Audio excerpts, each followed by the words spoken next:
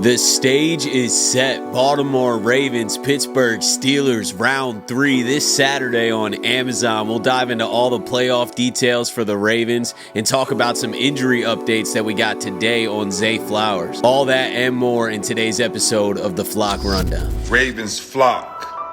Flock Rundown is the place to be. Motionless brainwaves attempt to swim their way to sense, can't tame the untamed. Appreciate you, Ray. What's up, Ravens fans? My name is Ryan, and welcome back to another episode of the Flock Rundown. So 8 p.m. this Saturday at the bank, Ravens Steelers, round 3, wild card round of the playoffs. The Ravens are already favored by 9.5, which is kind of crazy, but the Steelers have lost 4 straight games, and one of those was to the Ravens pretty handedly a few weeks ago. I'm feeling good that we're playing the Steelers. I see some people saying that they don't want to play the Steelers just because they know us so well, but I think it goes both ways too. You know, we just played a few weeks ago too. There's no team that we really know more than Pittsburgh, and obviously vice versa, but I just feel like when we bring our A game, play clean football, don't turn the ball over, we are the better team, and it's not even close right now. You know, the Steelers have lost 4 straight games. They're not going in the right direction. The Ravens are headed in the exact opposite direction and are dominating teams since the bye. So I feel like the Ravens definitely have the edge in there. Vegas agrees. I mean, 9.5-point favorites. That might be the most we've ever been favored against Pittsburgh in like a normal game where both teams are healthy. I feel like that's kind of a crazy spread, but I get it, man. The Ravens are rolling right now, and the Steelers are not. I've been seeing a lot of posts about the weather on Saturday and how it's going to be terrible conditions and whatnot. So I looked the weather up, but it doesn't look that bad. I mean, it's going to snow a lot of the day on Saturday, but Saturday night there's no snow. They'll clear the field, so the snow's not going to really be in any type of impact. It's supposed to be like 30 degrees. I mean, that's perfect football weather. It's kind of warm if you're out there running around. It's not that cold, so I don't think weather's going to be a huge factor. We'll see how the wind ends up being. Right now, it's like 15, 20 mile an hour wind is what they're predicting, but we had that this last game against Cleveland. It didn't seem to bother us too much. And I think a lot of this game against Pittsburgh is going to be what we saw a few weeks ago, and it's going to be a lot of Derrick Henry. You know, and if the Steelers sell out to stop Derrick Henry, then Lamar's going to start running. Because if you remember the last time we played Pittsburgh a few weeks ago, they put all of their attention on Lamar Jackson.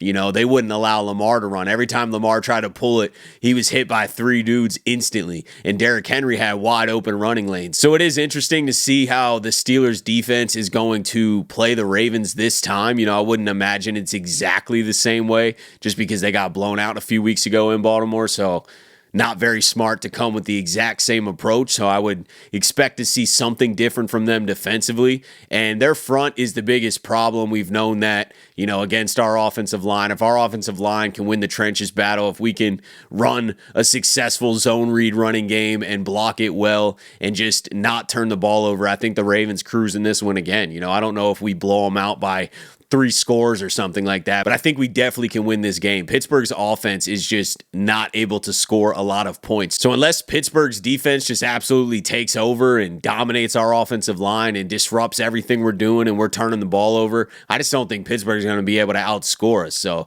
I do like our chances in this matchup. I love that we're at home. It's a night game at home. We don't even have a break, so there's really no rust or anything like that. We got a 7-day break, which is a normal week. You know, we've been playing on a lot of weird days, but we just played on Saturday. We're playing on next Saturday, so it's a clean 7-day work week, and I just feel like the Ravens are rolling and clicking on all cylinders right now, and I don't really foresee that stopping. You know, I think the road to the playoffs for the Ravens is going to be Pittsburgh, and then at Buffalo for the divisional round. Can't wait for that. And then probably at Kansas City for the AFC Championship. Not an easy road at all, but it is what it is. You know, you got to beat the top teams to go to the Super Bowl, and I think the Ravens are more than capable of doing that. We heard from John Harbaugh today on Zay Flowers. Let's just play what he said, and then we'll talk about it. It's not a season-ending injury, so it's just going to be day-to-day, try to do everything he can do to get back as soon as he can, and we'll see where that takes us. So not a ton of concrete information of when he's going to exactly return. That really depends on his recovery, but the good news in all this is that it's not season-ending. There's no real damage that's going to force Zay to be out long-term. Harbaugh kind of said day-to-day, but reading his tone and the fact that he led with it's not season ending, I don't know. I just feel like Zay is not going to play this Saturday. I wouldn't be surprised if he does play, but I'm just going to guess that he's not going to play, because even if he does play, we got to think about this. Zay is not going to be full speed. He's not going to be 100%. If he comes out there on Saturday, there's just no way he's 100%. And Zay Flowers with reduced quickness and reduced speed is just not the same dude. I think he could be a decoy. I think we could send him on a lot of motions and distract the Steelers maybe a little bit, but I just don't see Zay playing a huge role this weekend, and therefore I don't really even think that he's going to play. I think that he probably could push it and play, but we'd rather have Zay when he gets his juice back in his legs. We want that knee to be right, and we need him for Buffalo and Kansas City, no doubt. There's no way that we're not going to need Zay for this playoff run, but I think we can get through Pittsburgh without Zay. Zay doesn't always go off against the Steelers. Last time we played the Steelers, Derrick Henry was the main guy, and I feel like that's going to be a very similar thing, and it's not like we don't have a lot of other weapons. Rashad Bateman's been really stepping up. The tight ends have been really stepping up. Mark Andrews is on a tear right now. Isaiah Likely is super consistent, always catches the ball when it's thrown his way. I just feel like we got a lot of guys that can step up and replace Zay for this week against the Steelers, and then we're going to run the ball a lot. We're going to run the ball a lot throughout the entire playoffs. I mean, if you haven't noticed these last few weeks, we are pounding the rock with Derrick Henry. This guy's getting like 150 plus every single week. So I don't think that's going to change. The weather's cold.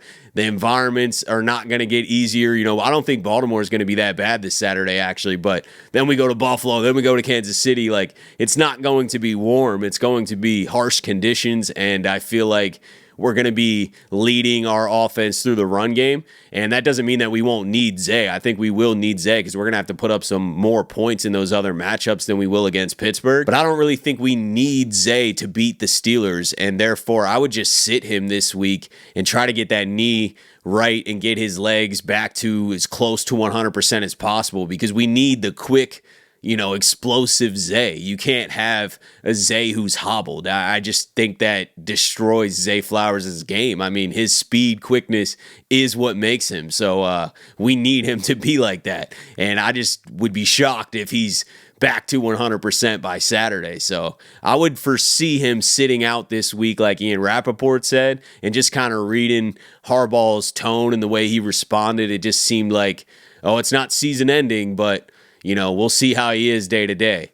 And that technically does mean day to day, which is usually very optimistic that a guy might play soon.